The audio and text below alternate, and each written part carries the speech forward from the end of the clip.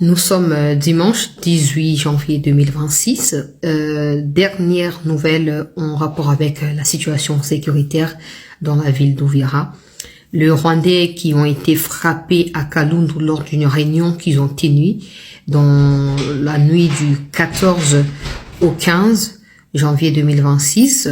Ils ont été neutralisés. Plusieurs Rwandais ont été neutralisés. Les Rwandais ont pris la décision de replier sur Bukavu, notamment pour essayer de se réorganiser. Et depuis le matin de ce dimanche, le Wazalendo et les FARDC reviennent progressivement sur la ville d'Uvira. Mais ce qu'il faut noter dans ces contextes-là, c'est que selon le propos tenu par le gouverneur du Nord Kivu, certains Rwandais sont restés dans des maisons tout en étant en tenue civile.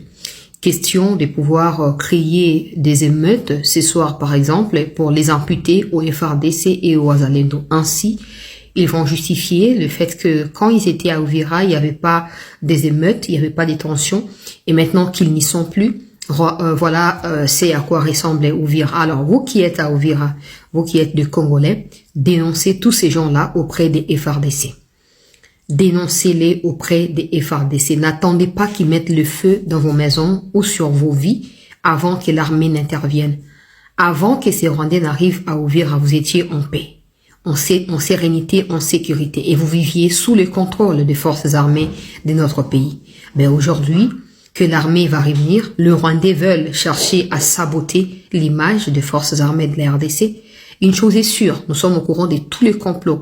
Et si nous, civils, nous sommes au courant, à combien plus forte raison, les forces armées, encore moins les autorités de la République. Mais vous qui êtes population, ne jouez pas les jeux de l'agresseur. Dénoncez ces terroristes de l'armée rwandaise, présentez-les au FARDC et qu'ils soient tous arrêtés et traités comme on peut traiter un terroriste par les forces armées de notre pays. Donc voilà la situation. J'ai publié beaucoup d'images sur YouTube dans mon émission de tout à l'heure.